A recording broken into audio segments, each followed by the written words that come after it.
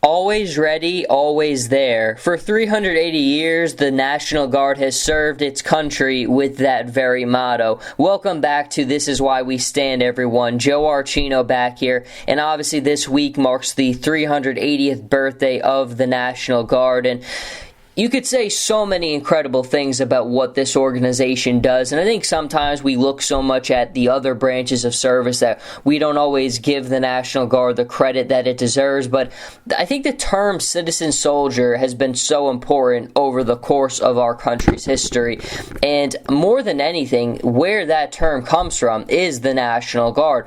Before the country was even officially founded in 1776, the National Guard was there, and obviously anybody who was basically over the age of 16 had to be ready to be in a militia in case they were needed or called upon. And we did see later in our history, kind of towards the Revolutionary War era, where how important that function and that ability was.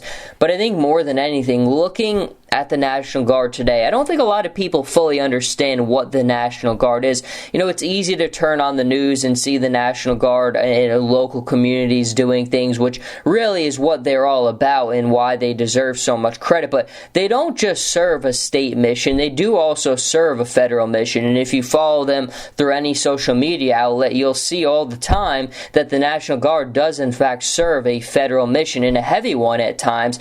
During the war on terror, many troops have come from the National Guard. So in the Guard, you do serve a state and federal mission, which means that you could be sent overseas or you could be serving at the state level. But nonetheless, I think you find that the National Guard has shaped our history quite a bit and will shape our future moving forward quite a bit. But more than anything, what it really does come down to, and why it is such a worthwhile discussion and to give the credit to the Guard that they are earned and that they are due, is the people who make the Guard. And the people who make the Guard are those people who are balancing that civilian life with their duty to their country. And that's not an easy thing to do.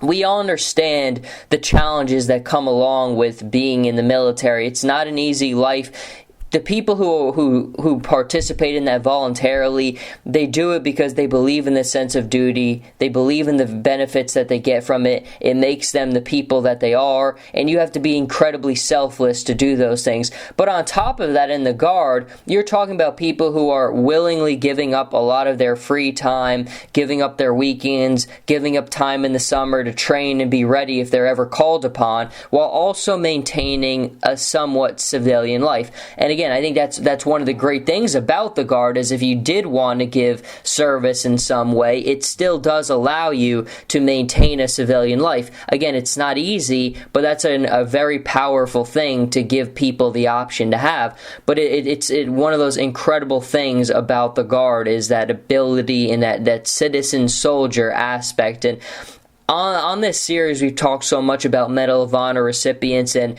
it's some of the most remarkable stories of American history. And I think one of the most interesting things to me that I find when I'm doing the research for that series is how many of these people actually did get their foot in the door through the National Guard. You would expect a lot of these people were probably right into active duty in whatever branch that they were in, but I have found through a lot of my research that a lot of these individuals who have won the Medal of Honor did in fact get their start with the National Guard. And I think more than anything, it's just another reason why it's such an incredible organization and why it's so incredible that it's been around for 380 years now. And you don't really think about things like that because obviously you try to trace things back to when the nation was officially founded, but there was time before that, and in that gap before the Continental Army was founded was the National Guard basically filling that major role, and it still is playing a major role today. But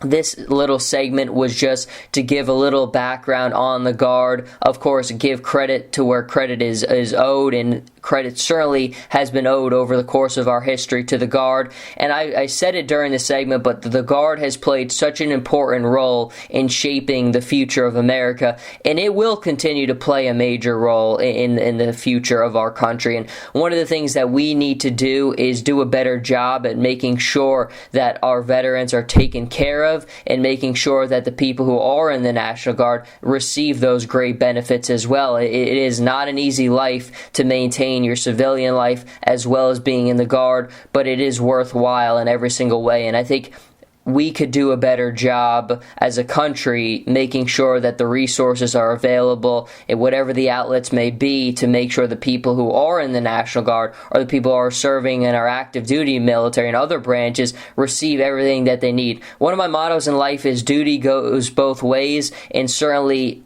it's up to all of us to make sure that we give the duty to the people who have given it to us. It's a two-way street in life. We've got to take care of the people who took care of us, and it's up to all of us to do that. But until the next time, everyone, Joe Archino here with This Is Why We Stand. Happy birthday, National Guard. Thank you for everything that you do, and I'll be back next time.